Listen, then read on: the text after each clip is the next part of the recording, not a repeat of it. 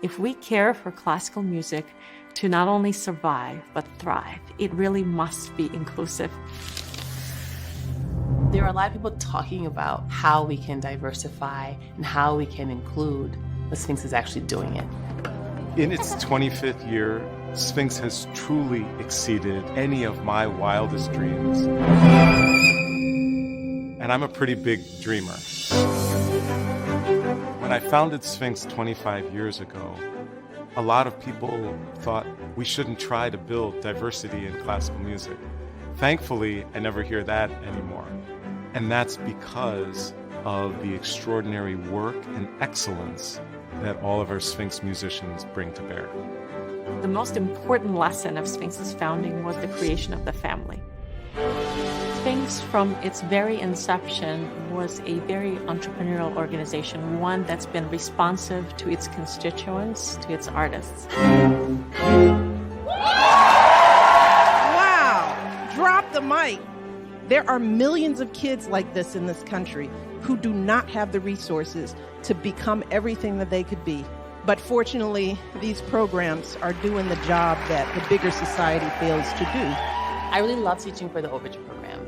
It strengthens community to have arts programs. Go on the E string. I think it helps the children to develop confidence, their patience, their perseverance, their dedication, and I think just fun. While it was launched with the idea of spotlighting and empowering young people of color who were playing classical music, it was quickly envisioned to be something bigger than that, because we saw a need for reinforcing a pipeline, for preparing young people, and also for creating a safe and a wonderful trajectory for these young artists so that they can see themselves on a professional stage, in an executive office, making decisions and really shaping the future and the face of classical music. The Sphinx Lead Program is a 2-year program for aspiring arts administrators. The mentorship has been incredible, and I also have a wonderful network of cohorts. We spend a lot of time together to support each other and share opportunities. I think the Sphinx organization is so incredibly important. It tries to achieve in our society an equilibrium of people who are incredibly talented and motivated to be part of every aspect of our society. Sphinx really has become a movement of social change. I find myself now more optimistic about our future than I ever have been in the past. The scale of our programs has grown tremendously. Just in the last year and a half, our audiences have increased by more than 100%. And by really understanding that we can only achieve artistic excellence if we are diverse and inclusive, we can really not only augment Sphinx's mission, but do wonders for our entire field.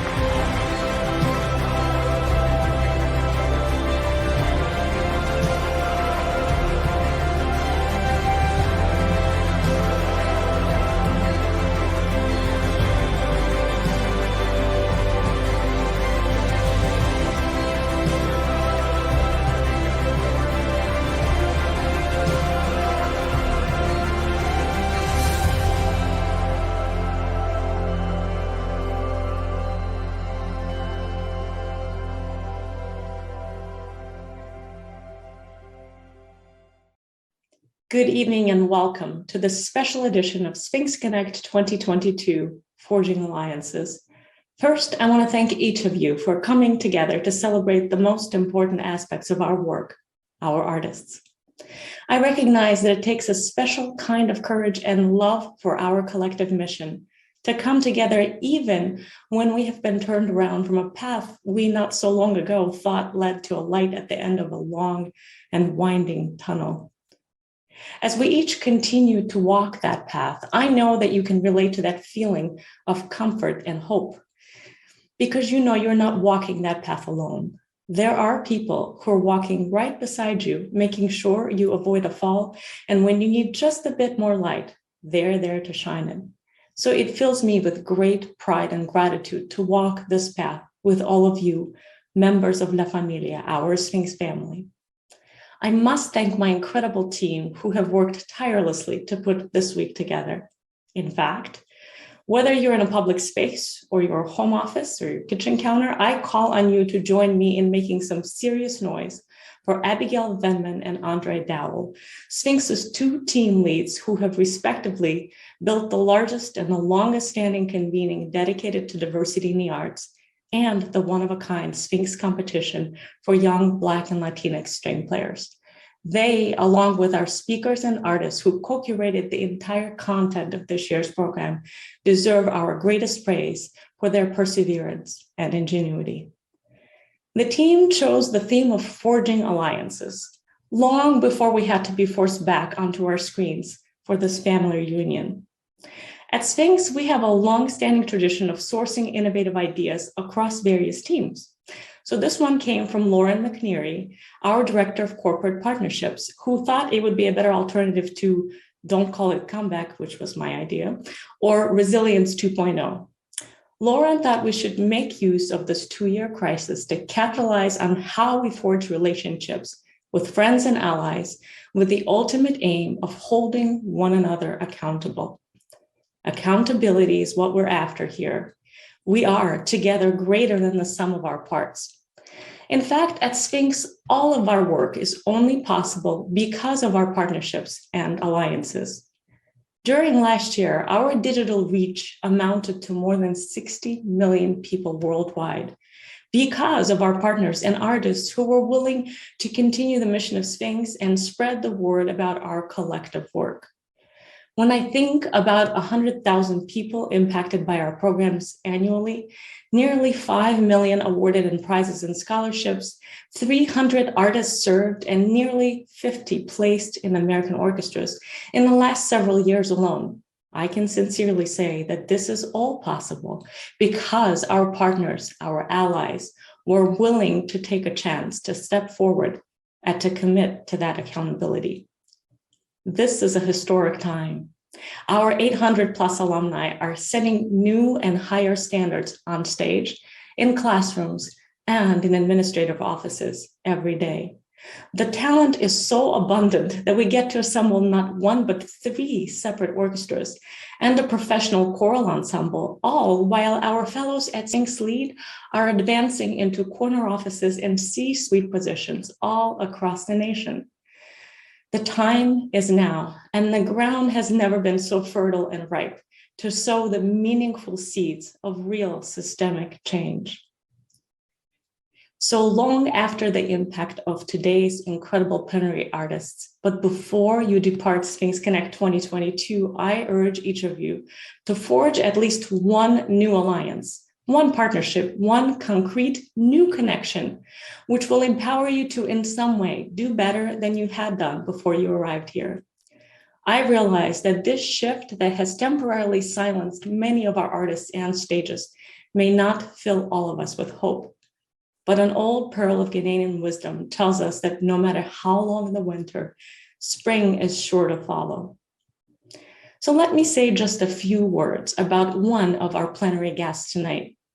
More than 25 years ago, this individual wanted to simply empower our field to embrace the very fact that excellence is not possible without diversity and without richness of the voices of historically and currently underrepresented artists. More than a quarter of a century later, what he achieved was in fact empowering our artists and leaders to cultivate a sense of belonging in classical music through excellence. What he started was an initiative that helped many. What we have now is a movement that transforms lives and creates a bond, human, philosophical, and artistic. Generations of our young artists have never known a world without Sphinx, thanks to one individual who had a calling, but then exercised both faith and decisiveness to forge those critical alliances that helped to launch his dream.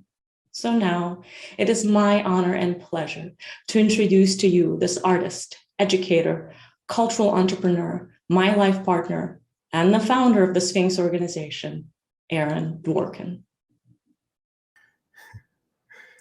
Thank you so much for those overly kind words and introduction, Afa. And now it is my distinct honor to introduce our plenary guest who will be joining me for this interview. Rhiannon Giddens is literally one of the most extraordinary and acclaimed musicians and multi-instrumentalists of our time. She serves as artistic director of Silkroad, founded by Yo-Yo Ma. She is also co-founder of the Grammy award-winning Carolina Chocolate Drops, in addition to her multiple other Grammy nominations. She is the recipient of a MacArthur Genius Grant, performed for the Obamas at the White House, and has been profiled in the New York Times, CBS Sunday Morning, New Yorker, NPR, and many others. And if all of that was not enough, she is a successful actor, having had a featured role on the TV series Nashville. Please join me in welcoming Rhiannon Giddens to SphinxConnect. Hi. Rhiannon, it is so great to be able to have you here, albeit virtually. We had grand plans for in person, but I'm just incredibly honored and excited to be able to share this time together. Well, thank you so much for having me. I was just so inspired watching that video. Oh my gosh, what an amazing thing. I mean, I knew about what you guys were getting up to, but it's just so incredible to just see it all put together there. So I'm so happy to be here virtually with you all. Oh, no, absolutely. And all of that. And I love how, Afa shared in terms of how it really is a movement. It's no singular individual. It is the extraordinary work of so many. And I was thinking about this kind of role of music, and your music is so inspiring and kind of connects to so many people across America. And I was wondering if we could just kind of start off, if you could just share, some of your upbringing, kind of how did music begin to play a role in your life, and how did it develop in such a way where so many across the breadth of America feel connected to you when you speak artistically? Well, I mean, I guess the thing for me is I think my upbringing has given me kind of a unique perspective. And I think it's one of the reasons why I've been able to do some of the things that I do. I was born and raised in Greensboro, North Carolina, and the surrounding sort of countryside, Piedmont. And, it's a very diverse place, actually. There's a lot of, places where you see Black and white people together. My classes were very, mixed. I'm mixed. I have a Black side of the family and the white side of the family. And, I kind of grew up in the country and also in a small city. And so I feel like that perspective has given me a way into a lot of different things that I've kind of developed over the years, sort of walking a bridge, basically, sort of between, vernacular and classical, between, what would be considered white music and what's considered Black music, even though there's, all of that's false. But you know what I mean? All of these kind of things that I've sort of crossed back and forth, with my career, I can really trace back to my early years here in North Carolina. I'm in Greensboro right now, actually, which is great. But I think it left a big mark on me, Totally. And I know so many can relate to that. I can certainly, share that, having Black and white side of my family. And initially for me, it was the violin that enabled me to speak artistically. How did you kind of initially kind of connect with music and find an ability to speak through music? Well, for me, it was the voice. I was, singing since I was a little thing, and I sang with my sister, and I just kind of, we sang in the family. My family is very musical, but not in any way kind of a professional idea. My dad was a voice major, but ended up going into different things, and so we just grew up singing, and it was opera that kind of pulled me to the stage. The idea of singing all the time on stage, instead of like having to talk like they do in musicals. I was like, oh, I didn't really know what I was getting myself into, when I went to Oberlin for opera. But that was, I went to science and math high school, like boarding school. So I'm a certified nerd. I have my card, I pay my dues. And I ended up going to Oberlin Conservatory for college, and that's in conservatory. So I didn't have to, all I had to do was music for the first time in my life. And I was absolutely struck, with the beauty of Western art music and opera and the idea of standing on stage and filling a hall with your voice, and that's it. And I don't know, that was my first time really as an adult kind of going, this is amazing. Like, I love this. I love the acting. I love the costumes. I love the music. I love all of it, and it just, that was my first real big kind of explosion, I think, with music. Right. And so this, of course, has evolved into you really being a true multi-instrumentalist. So, and connecting with people, not just with your voice, with banjo, with other instruments. Do you consider one to be your primary instrument? I mean, my voice is my instrument.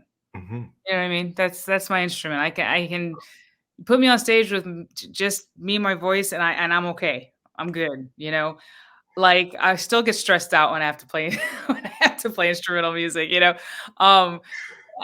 fiddle and the banjo are tools for me. They're very important tools, and I love them, and I play them, and I play dance music, and that's how I got into instrumental music. And of course, the banjo for me, when I found out that the banjo is an African American, invention, Afro-Caribbean invention, that really kind of opened up a whole nother side of life, in terms of learning more about our American story and what are the narratives that were being told versus what are the actual narratives that, we're coming from. And so for me, I guess, if I had to pick one between the banjo and the fiddle, it would have to be the banjo just because of that importance of it, but if I had to, if somebody said you can't play any other instruments, but you can sing, I would survive. I would be fine. Totally. Awesome. And that way that you've been able to kind of create your own voice. I wonder, especially, right, having been at Oberlin, so many, I know, watching for sure right now, there are many young emerging musicians who are part of the Sphinx family, who are looking and who may be at their music school, conservatory, or art school, and are trying to find their voice. And a lot of times I think we might feel pressure, like, teachers saying, you've got to do this, you've got to do straight classical, you've got to do, etc., these types of things. You were able to find your voice in that way. Could you just share kind of how, and any advice you would give to young people coming up on how they can do that? 100%. When I was at Oberlin, it was an undergraduate school, and I was lucky enough to be sort of one of the ones who got cast as things in the operas, right? So I did quite a few operas at Oberlin. I had 3 main roles, before I left. And, the assumption was I was going to go on and make a career out of opera singing. I have a good instrument, and I had a good control over it.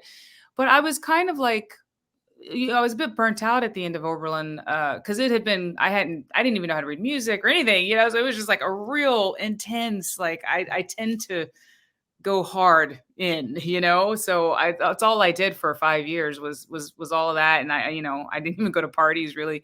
And I was really burned out and kind of going, what is it that I'm offering to this art form?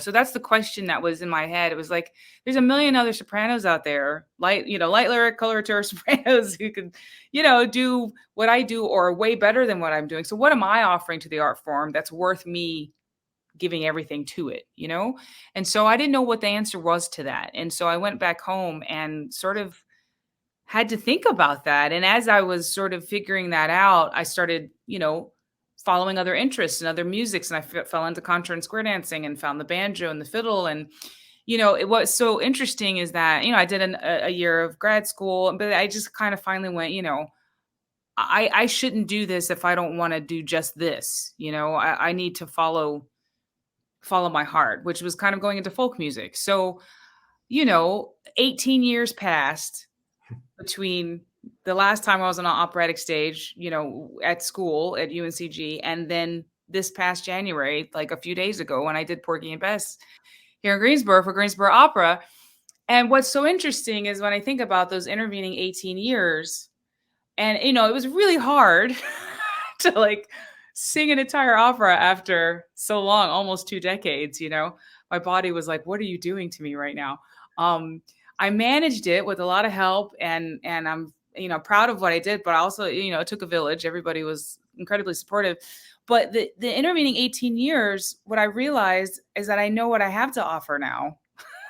You know, should I want to sing opera again, or if I get offered another opportunity, you know, I did exactly what I needed to do, which is I took this whole route around, you know, away from opera. It seemed it was away from opera and away from classical music. So I got into banjo, and I started, you know, looking at Black history and the history of American music, and, you know, doing everything but sing opera or be in classical music. But I never lost my love for it. And so what I say to people, what I say is that you don't know, like, even my opera Omar, like, which is debuting later this year, it's, you know, there's a lot of verses from the Quran that are represented in the Bible. And there's this whole idea of, you know, it's a bend in the road to you, but it's straight to him, right? It's like, you may think you're doing all of this, but actually you're going straight to the thing that you need to go to. You just don't know how you're going to get there. And so that's what my mom used to always say, is like, you don't want to limit yourself to what you think you should be doing or other people think you should be doing.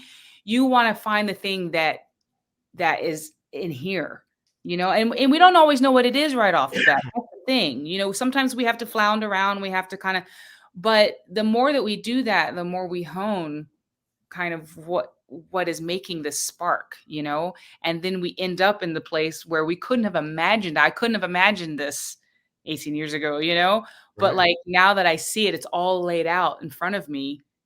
You know, I've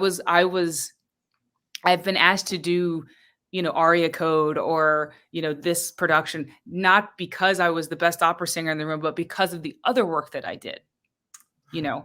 And this is the thing. It's like, it's not just about that one skill. It's about all the other things that make you a human being and that affect that skill. And I think that's the thing that I think we want to really work on the most in terms of how we're restructuring our classical music and, you know, conservatory experience, is all of that focus is really important. And I think that's really important. Like, my deep dives are super important, but they have to be in conjunction with all the other stuff that's going on. You have to be a person that is pursuing something and has something to say, and you're using your art to say that. And that's kind of the long roundabout way of saying that's where I ended up, you know, 18 years later, Totally. having something to say with my best that I wouldn't have been able to say without all of the work that I did with the banjo.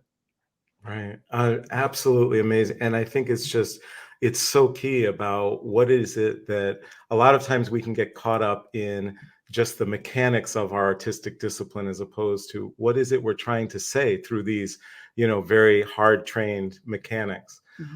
So truly amazing. For our audience out there, feel free to go to the Q&A, and you can click in the ballroom, the Q&A button.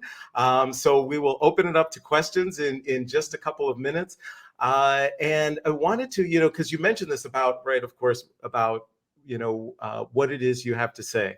So much of your work clearly indicates that you, if you will, are a student of history and you love bringing history. And I was just wondering if you could kind of share a little of why. Why do you think history is important? Why do you focus on it often in terms of the artistic experiences that you want to create?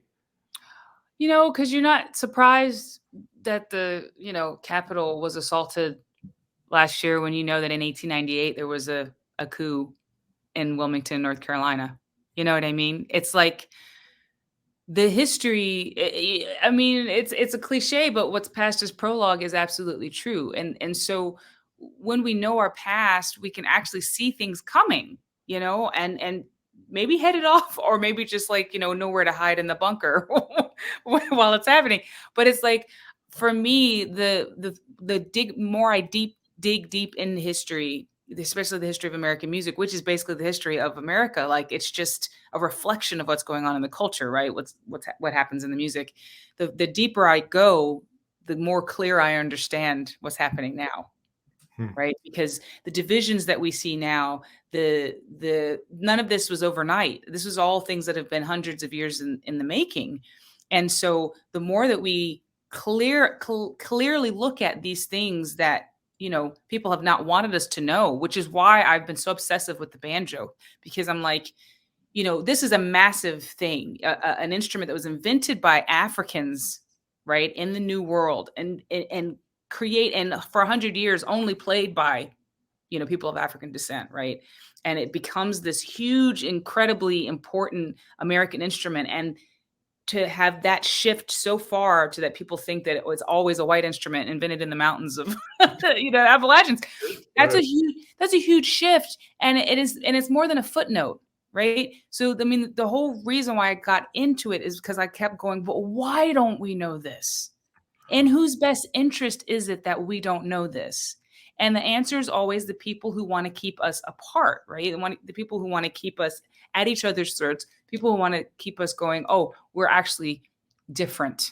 We're not, like fundamentally, we're not different. All those differences are coming from above and they're coming down in. So music is one of those ways that we can show, look, here's an instrument that has been important to everybody.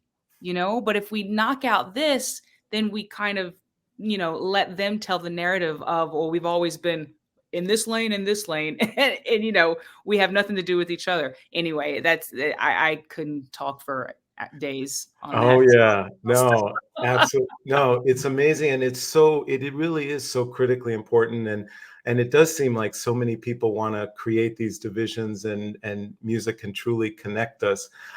Just before we go to some audience questions, is there, now that you kind of have an opportunity to kind of reflect on all of the artistic things that you are creating, do you feel like there's a particular genre that you feel this is kind of my genre, or do you feel like it's Rhiannon's genre? Or just kind of curious, do you feel you kind of are fitting in one particular genre? How do you look at that?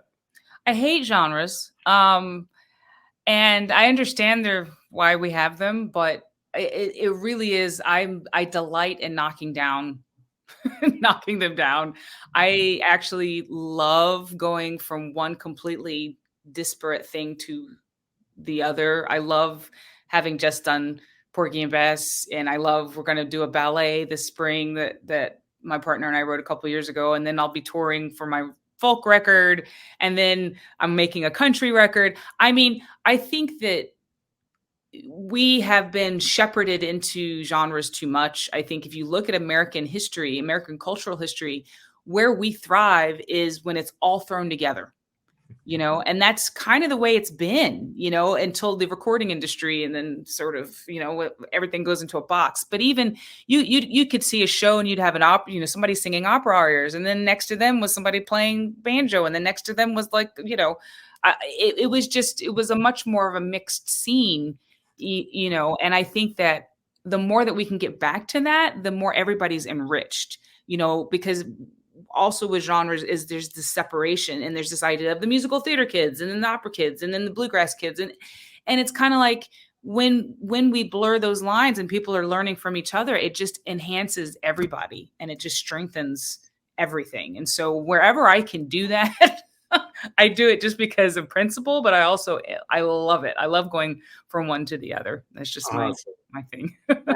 Oh, it's so awesome. And all of us get to benefit from those explorations that you do that are truly amazing. So we are getting many questions that are coming up on my screen here. So I'm going to try and share a few of those. So our first question that came up was related to the pandemic. How has your approach to music making and art changed as a result of the pandemic? That's a good question. It's a question that we all have to ask ourselves. I'm in a position with my career where I needed a break, So, and I know a lot of people like that, where, you tend to go and you go and you go and you go and you go and you never say no because you can't say no because what if they never ask you again? And so when I lost a lot of that work, in the first year particularly, I just was kind of grateful because financially I was stable, but then artistically I started going a bit nuts. And so I always say that with the caveat that I'm in this position in my career. If I had just been starting out, I would have a different answer to that question. You know what I mean?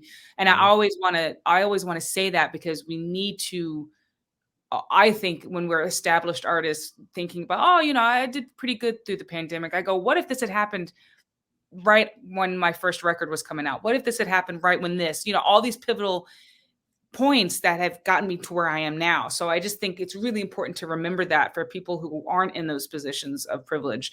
But for me, I think I've pivoted a lot into different media. So like what I was saying before in terms of, thinking about who you are as an artist, what is the story that you have to tell?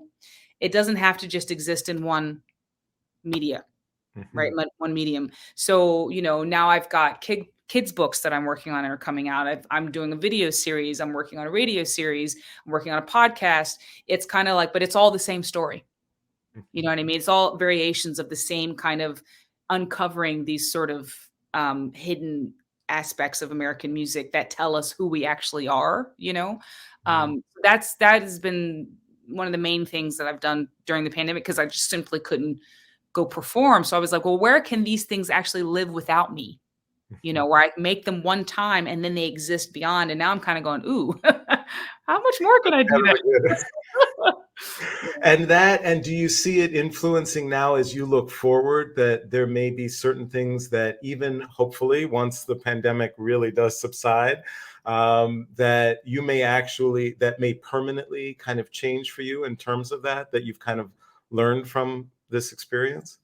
I mean, for sure, the idea of the creation of these things, absolutely, and being more particular about how much I'm on the road. I've got 2 kids and a partner and realizing how much we can do like this, even like this, it's not perfect. And sure, we all wanted it to be in person, but there's actually a lot that we can do with these tools, So I think for all, it would behoove all of us to figure out where they exist kind of in our permanent repertoire. Like nobody wants to be on Zoom all day anymore, but it's a tool and it's a really good tool. I think we're all kind of realizing how we can use in ways that will enhance our artistic output.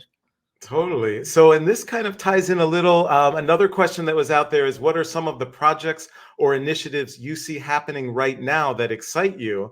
And wondering if in part of your answer, you could share a little bit more about the children's books project that you're working on. Yeah, I'm just excited to see more people, more faces like ours, like not just on the stages, but in the planning rooms and in the programming committees and at the heads of things. And I'm starting to see more and more of that, which is fantastic. Because I've always been like, it's not just about who's on stage, it's who's behind the stage, who's under the stage, who's powering the stage, who's making the stage happen, right? So we need a multiplicity of voices in all of those segments. So that's really exciting. And there is a lot of reception for the story that I've been telling, for years and years now. I see there is a lot of interest in that because of, the shift in consciousness, and that's great. I have my first 2 books are based on lyrics of songs of mine. So the first one's due out in September.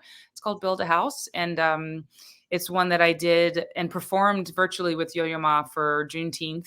So it's very exciting, beautiful, young Black woman illustrator. There's so many different ways of connecting with different voices across the genre lines, across the media lines, which is also something I'm really interested in. To see how Monica took my words and then put them into art just blew my mind completely. And the more I'm really interested in those kind of collaborations too, like the Lucy Negro Redux, which is the ballet that my partner Francesco and I wrote the music to, and Caroline Randall Williams.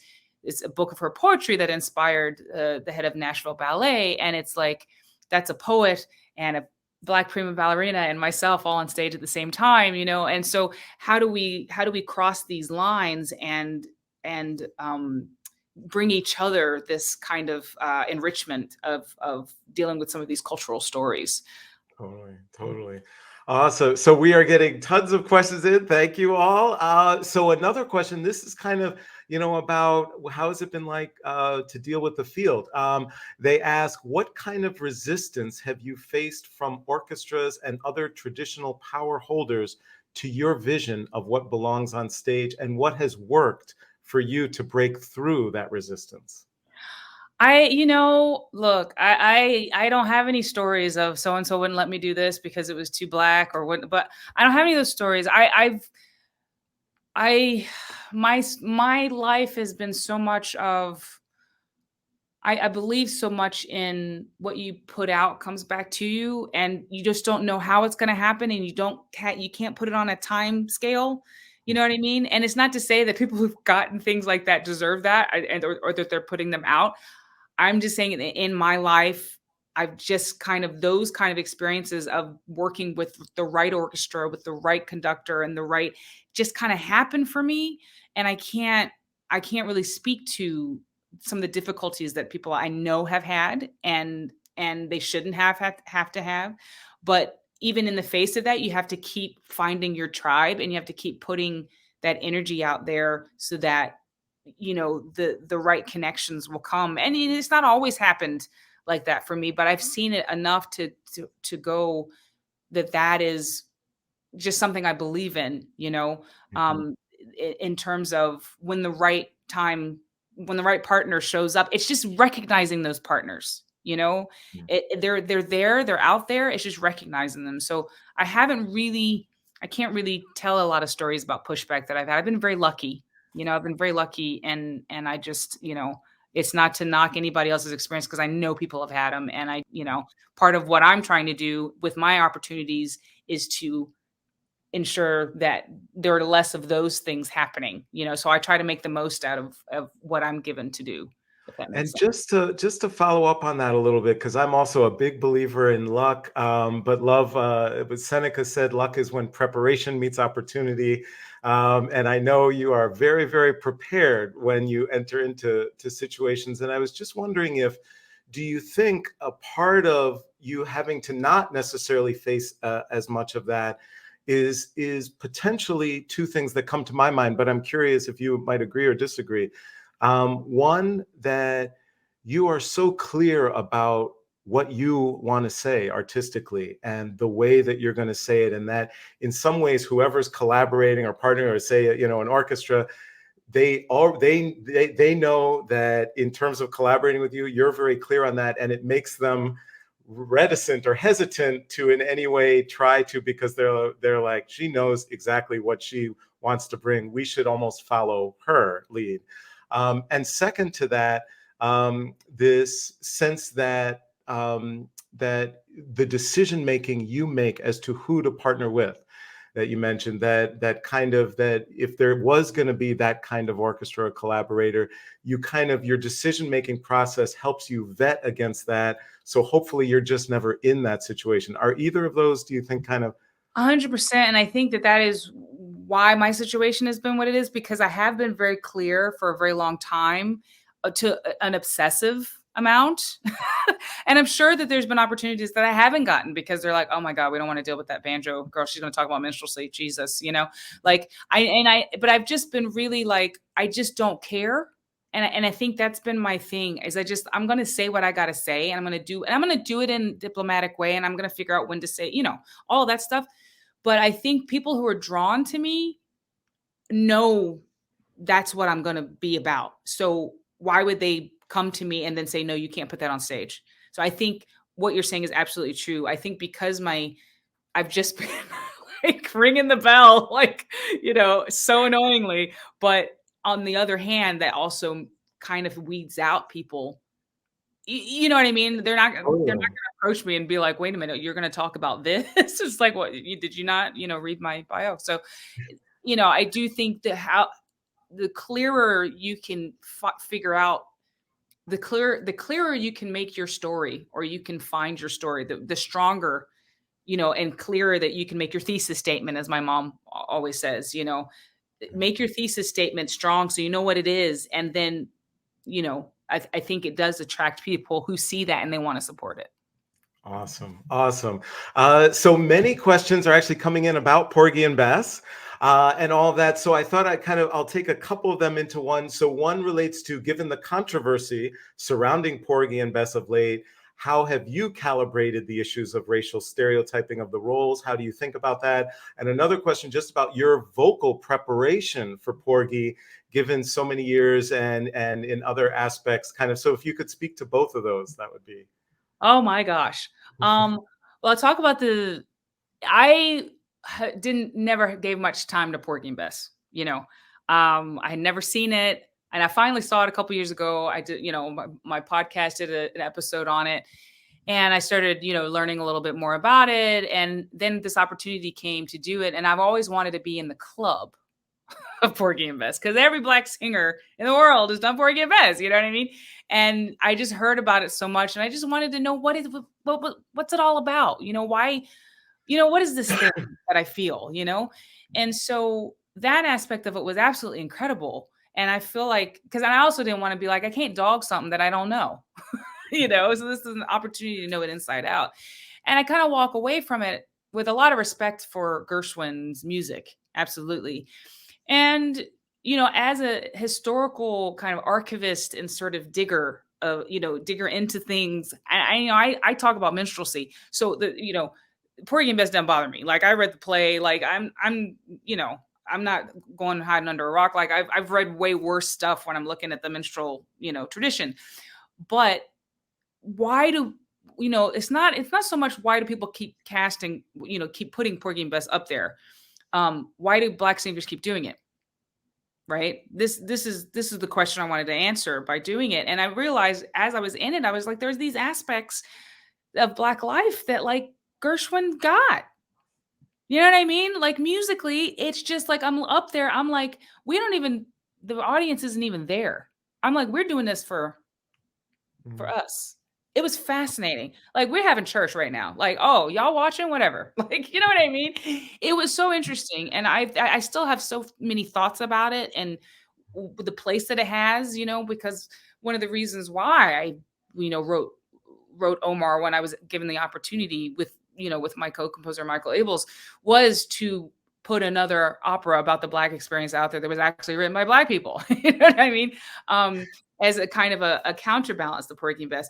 But I do walk away from the experience with a lot of respect for aspects that I never really considered. And so I'm still thinking about what that means for me. Vocally, it was really difficult. And I had some really fabulous, I had a couple of coaches who presented themselves to me as the universe will do when you call for a need and you go, I need help. And I, the chorus master and my crown, actually, Michael Priestley, like every day before the dress rehearsals and stuff, he was warming me up and he was like, all right, girl, get in the right space and everything. And it was absolutely indispensable. They were incredible. And I'm really glad that I did it, because I've kind of sung classically-ish a little bit here and there, but I had to really get back in the chops to do that role. I mean, it's real lyric singing, and so now I feel like I'm back underneath it, and I can speak to it better when I talk to classical singers who want to cross over or vice versa. And so I'm really grateful I did it. And I was like, oh yeah, I like my opera voice. It's pretty, so I'm going to keep it up. I'm going to keep coaching and I don't know if I'll ever do that again, but I'll definitely do some concerts and I'll figure that out. But it was a real, I've remembered why I fell in love with it in the first place. And I was like, oh, I missed this. This was amazing. It was a fantastic experience. I'm not going to lie. It's incredibly awesome. And you mentioned, of course, working with Michael Abels, and you've been able to collaborate with a number of either artists that Sphinx has worked with, Sphinx alums, Kelly Hall Tompkins, Tahira Whittington, Lara Downs, of course. And just wondering kind of what your thoughts are about, kind of Sphinx's mission about that, about, looking at especially Black and Latinx artists and transforming lives through this lens of diversity, and just wondering kind of your thoughts about that and collaborating with other artists of color. I mean, I think it's such a fantastic organization and so necessary. And the thing is, it's like, it's not just about, you know, diversity, right? Because like it's always been diverse, right? Classical music's always been, we've always been involved. it's it's providing more opportunities, right? And it's providing a sense of community. This is what I've heard already on this call. It's like the family, like what is the community? And that's when I go back to like being in Porgy and Bess, like being up on that stage with all of those other singers of color, like it's something that is so beautiful and is so necessary. And it doesn't, it doesn't say that we can't be in other, situations where we're surrounded by other people. You know what I mean? It's like it's an and also. It doesn't have to be an either or. And I think as we, you know, do this, because like you guys are doing this, like there's people doing this in all the different ways, like what Laura's doing with her Rising Sun label, it's just happening in so many different areas. And I feel like if we are all considered this big family, which kind of feel like we are actually have the opportunity to change the face of what's going on in classical music. And it's beyond race. It's like we're using this as an opportunity to kind of gather the forces and to go, we have historically been, sort of the raisin in the oatmeal, like all over, and that's very difficult after a while. Like you need to have all of it. You need to have the ability to do that. You need to have the ability to commune with people who are coming from your same cultural background. Yet you need to be able to deal with people who aren't, but you have to have all of it. And it's like, and it's not a weakness to need all of it. It's not a weakness to need community. It's actually a strength. And when you look at what happened with Fire Shut Up in My Bones, right? Terence Blanchard's opera, first time an opera by a Black composer has ever been put on at the Met. And you think about the triumph of that night, and the idea of all of these people of color in the Metropolitan Opera, like raising the roof, right? After that step, after the step team, performance. Yep. And you're just like, this is what it looks like. But it also looks like, the tutoring that you guys are doing and the providing these opportunities for these students. I mean, it has to be the whole thing. And also, and this is something that's really occurring to me, is that we also have to be committed to not just reproducing the Western European competitive paradigm, right? We also have to be wanting to, what is the idea of a communal, a classical family? What is the idea of, I'm going to help you, you're going to help me, and we're both going to be better, rather than I'm going to compete with you for this spot. And, Yeah. like because there's so much dysfunction in classical music, so much dysfunction. And I just feel like this is also something that we, because of what we've had to overcome to kind of come together, like we see it in that way of, if you win, we all win. If you know what I mean? Totally. Anyway, I get Totally. very excited about it. Oh, awesome. So unfortunately, we're beginning to run short on time because we want to be able to hear you perform. But just a last quick question. I hear you're a big foodie, and especially love baking, and that you guys also explore Japanese food, all kinds of stuff. Just wondering, what role does food play in your lives? Being a big foodie as well myself. It plays a big role. I mean, the morning of the matinee, I was up making ham biscuits for the cast, Porgy and Bess, because I have access to this amazing flour and buttermilk here in North Carolina. So it is my love language. My partner's like obsessed with Japanese food and is like an amazing chef. So, it's definitely,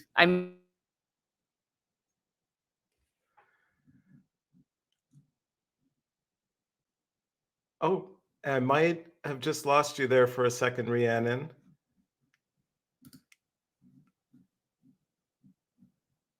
Oh, I'm just checking here just to make sure.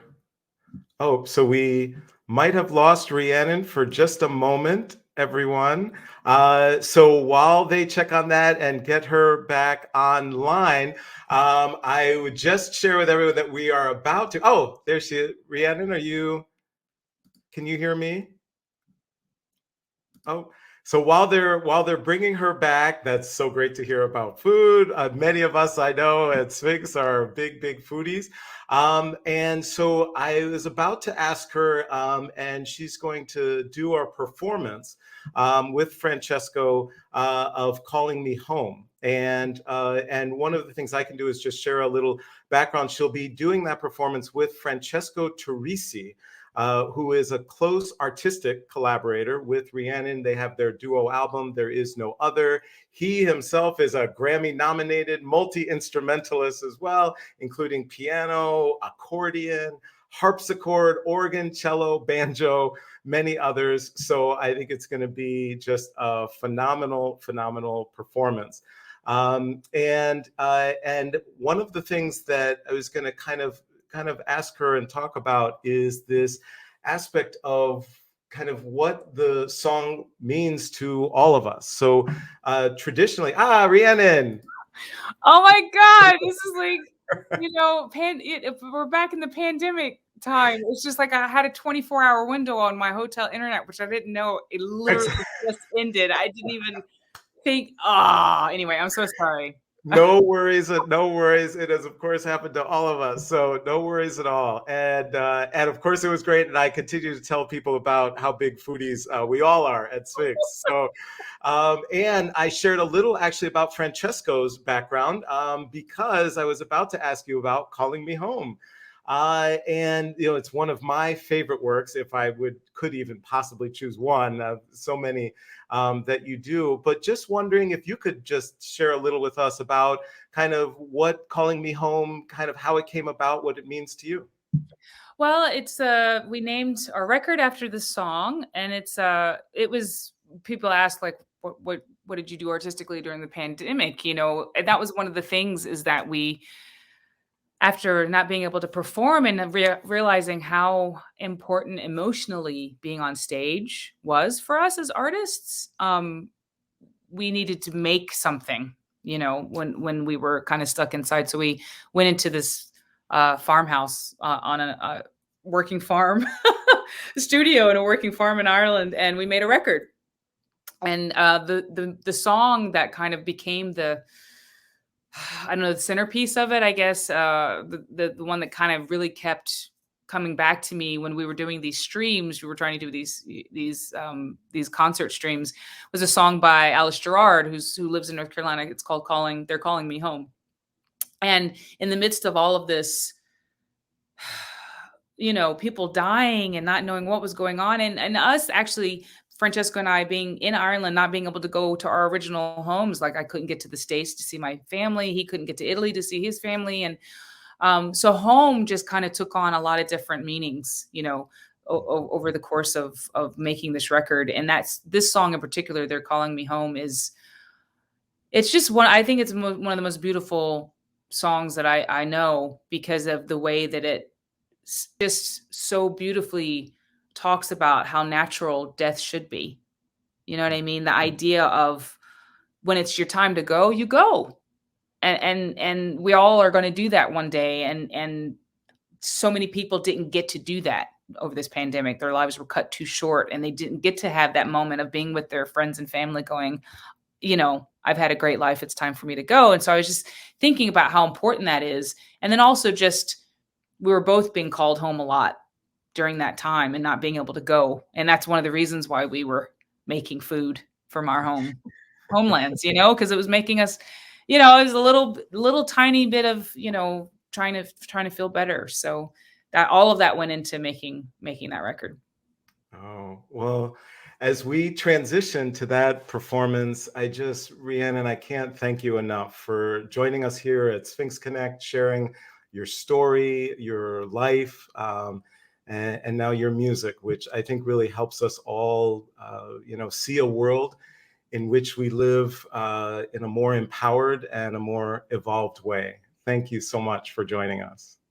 Thanks for having me, and thanks for everything that you guys are doing. It's just, keep it up. It's fantastic. Thank you. Thank you.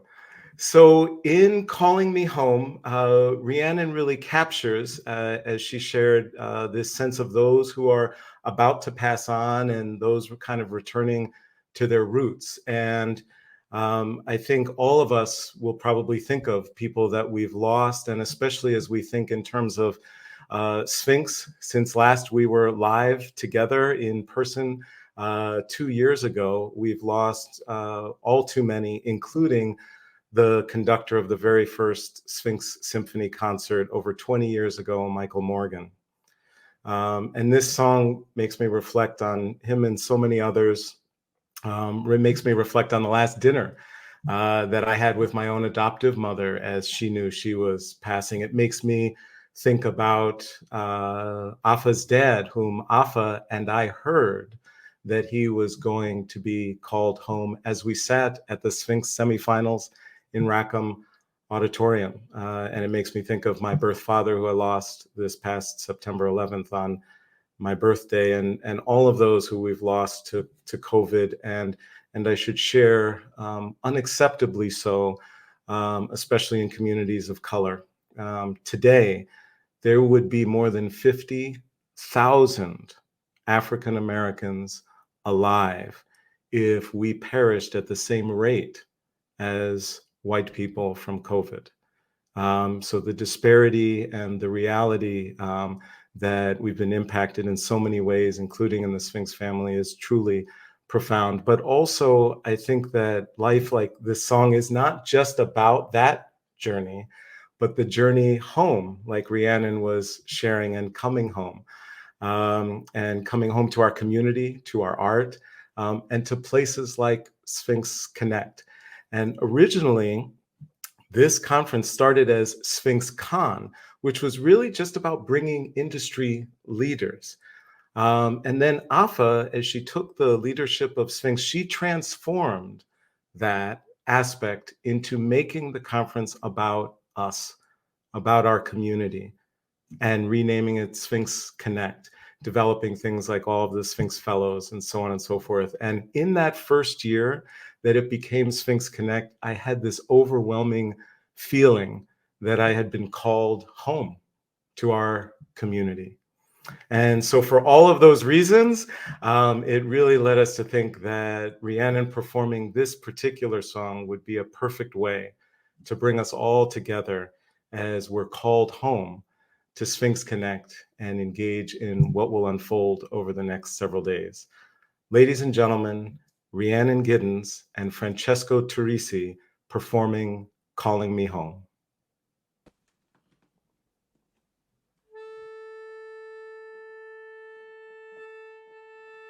I know friend Leon is dying bed, held my hand to his bony breast, and he whispered low as I bent my head, oh, they're calling me home, they're calling me home.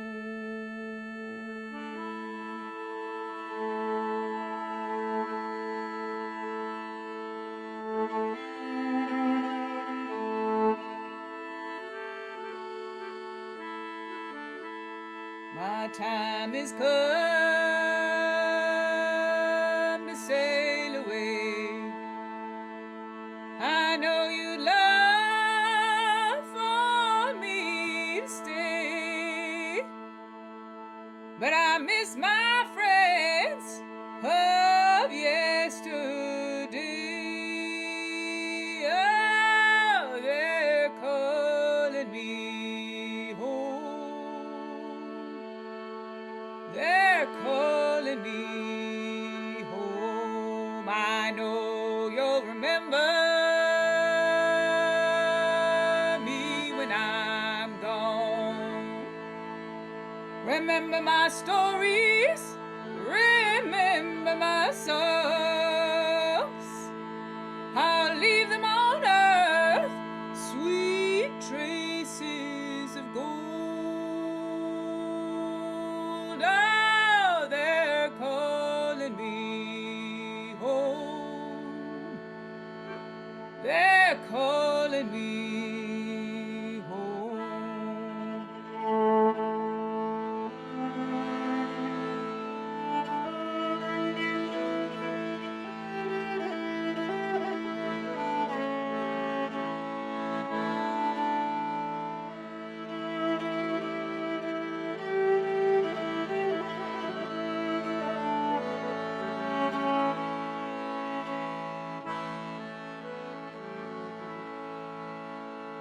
So friends gather round and bid me goodbye. My body's bound, but my soul will fly. A little light shining from the sky. Oh, they're calling me home. They're calling me home.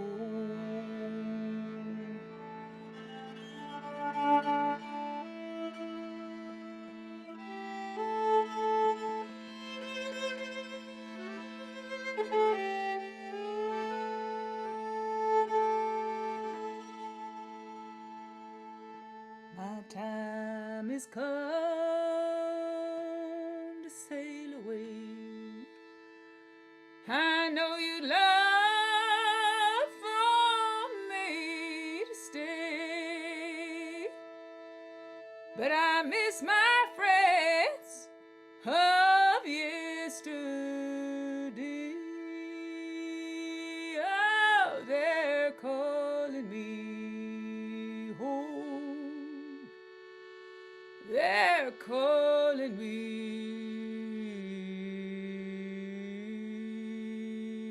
home.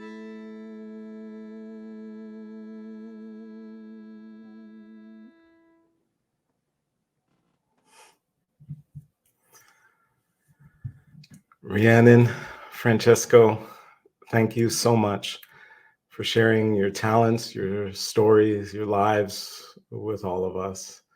And thanks to all of you in the virtual land of Sphinx for joining us during this 25th anniversary of transforming lives through the power of diversity in the arts. I look forward to seeing you all during the phenomenal sessions which await us in the coming days. Good night.